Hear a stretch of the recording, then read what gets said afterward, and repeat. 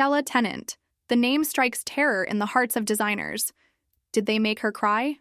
Yes, but she wouldn't have had it any other way. Hi, I'm your host, and welcome to this house. Today we're looking at the life of a supermodel who became a thing of beauty and a joy forever. Cinematic montage of her most iconic runway and editorial moments. Now we ask ourselves, how did the aristocratic girl from Scotland become fashion's most striking androgynous icon? Why did it all unravel? Let's find out. Born in 1969, Stella Tennant was born into the British aristocracy. Her father, Sir Barnet Tennant, was the son of Deborah Cavendish, who was the granddaughter of the Duke of Devonshire. You know you've made it when you can trace your ancestry back to dukes. So, although Stella's beginnings were privileged, her childhood wasn't spent surrounded by nannies or domestic staff. She grew up in rural Scotland, in a farmhouse without electricity or running water, and she has said that she remembers drawing and making sculptures from a very young age. Fun fact, she loved sculpting nudes. Growing up on a farm, she was quite literally surrounded by animals and far more interested in climbing trees than boys. It's safe to say that no one would ever mistake her for being vain, and she claims that she never intended to be a model. In the early 1990s, a friend was doing a photography project and needed someone to take pictures of, so he asked Stella. A little later, that shoot appeared in British Vogue, and Stella found herself being contacted by various modeling agencies almost by accident. This was also around the time when Stella's hair was cropped very short and she got her nose pierced. This was not something that people were used to seeing in the 1990s. In fact, if you were rocking a short hairstyle, it probably meant that you were about to start your time in prison. As you can imagine, people either loved her unconventional look or hated it. But there was no denying that she stood out. She was often compared to the cultural movement of British punk, which emerged in the mid-70s. And although she didn't like the comparison, she did share some similarities. Punk fashion was anti-establishment and deliberately provocative, challenging conventional fashion. And so too was Stella's look. It went against the grain of what society considered attractive. But everything changed when she met Coco Chanel's Karl Lagerfeld. In 1993, Karl cast Stella as the new muse of the house, walking exclusively for them throughout the 90s. Stella and Karl developed a close relationship. He once told journalist Peter York that he thought Stella was the face of the future. He knew that she was going to be huge, and he was right. Stella's first appearance for Chanel was in the Spring-Summer 1994 collection. And that same year, she graced the cover of American Vogue wearing a jacket and a white shirt. It was a simple image, but it became a powerful one, symbolizing the merging of masculine and feminine styles.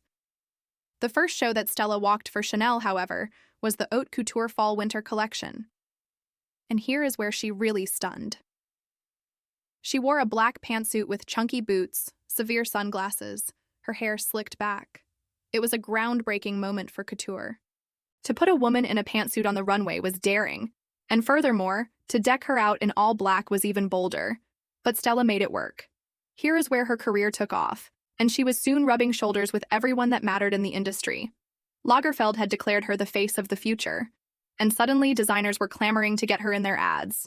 She appeared in Versace, Burberry, Alexander McQueen, Yves Saint Laurent, Prada, Miu Miu, DKNY, Jill Sander, La Croix, Balenciaga, Fendi, and many, many more. Stella fronted fashion campaigns that defined an era, and many still stand the test of time. Some of these include Chanel, Blythe in Heaven, 1998.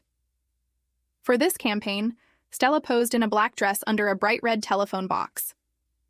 The images were taken in Notting Hill, and there was something very fresh and authentic about them, perhaps because Stella looked so uncomfortable in a dress. The fact that she's so aristocratic, it's almost like casting a farmer as a princess. There's something inherently funny about it. Versace versus the fall of 1997. These images are so important because they signified the birth of sexless chic. For the first time, there was a cool girl style that didn't rely on overtly sexual imagery to sell products. And the androgynous Stella was perfect to front this campaign. Burberry Brit, Spring-Summer 1999. Burberry had been synonymous with classic conservative fashion since its inception. But under the leadership of Christopher Bailey, the brand started to experiment with sexless looks and grunge styles. And again, Stella was perfectly cast to front this advertising campaign. Alexander McQueen, The Birds, Spring-Summer 2000. These images are haunting and beautiful, with Stella juxtaposed against nature, both regal and wild. We feel the pull of the earth through her fine clothes, like royalty gone to seed. But behind the scenes, it wasn't all glitz and glamour. Stella has revealed that she fell out with one designer whose name she refused to reveal, claiming that he was rude and arrogant. Apparently, during a photo shoot, he kept saying that Stella had a funny face. Stella says that she cried that night. Now let's talk about Stella walking the couture runway. Her first show was John Galliano for Christian Dior, Fall/Winter 1997. Over the years, she walked for every major designer, but John Galliano's shows were the ones that she always looked forward to the most. She recalled backstage preparations for his Fall/Winter 1998 show. The atmosphere was electric. It was the most incredible experience. The rush of walking down the runway with all eyes on you is incomparable. But mentally, it's pretty tough, Stella explained. By the end of the show, you're just an empty shell. But it was worth it because those shows were pure theater. By the late 1990s, Stella had truly made it. She had achieved supermodel status and could have easily spent the rest of her days racking up the miles on the runway and in hair and makeup chairs. But Stella had other plans. In 1999, she married French photographer David Lasnet, and the couple had 4 children together. They now live on a farm in the French countryside, and Stella describes her life as a, quote, normal, boring mum. So not only did she walk away at the height of her career, she also walked away from the spotlight to live a quiet life. It sounds like the perfect fairy tale, but apparently behind closed doors, Stella was struggling. She has said that after having children, she lost her identity. She battled with postpartum depression and often felt like she was in a, quote, body without a soul. She described her time in the countryside as a, quote, living hell. Stella admits that she didn't want to be a full-time mother and felt that her brain was slowly rotting. She was trapped and unhappy. Despite the public thinking that she had it all, her life was actually full of contradictions. In the mid-2000s, Stella made a few select returns to fashion, and although she was still in demand, she confessed that she felt out of place. She felt older and wiser, and the industry just wasn't ready for that. Things have changed so much, she says. Stella doesn't do social media, and she's not sure that she wants to be part of that world. She feels like it's different now, and it's not about the clothes anymore. It's about instant fame. And with that, we come to Stella's final campaigns.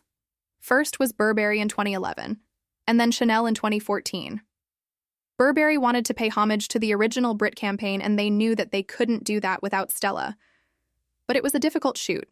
Stella was quoted as saying that she didn't enjoy it and she felt alienated. She felt that she was representing something that had already happened. Her final appearance was for Chanel in 2014. It was a celebration of the brand's tweed, and Karl Lagerfeld was happy to enlist Stella once again to front the campaign. But Stella has said that although she felt honored to be asked, she felt like a ghost.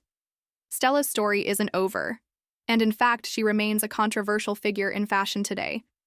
She's been rumored to have had a massive disagreement with British Vogue over their choice of editorials and their new direction, and there have been lots of rumors that Stella and Karl have had a falling out, but I think that these are just the usual industry tidbits. Stella will continue to be an enigma, and that's exactly how she likes it. That's all for this episode. Thank you so much for watching. If you enjoyed it, please show your support. Until next time.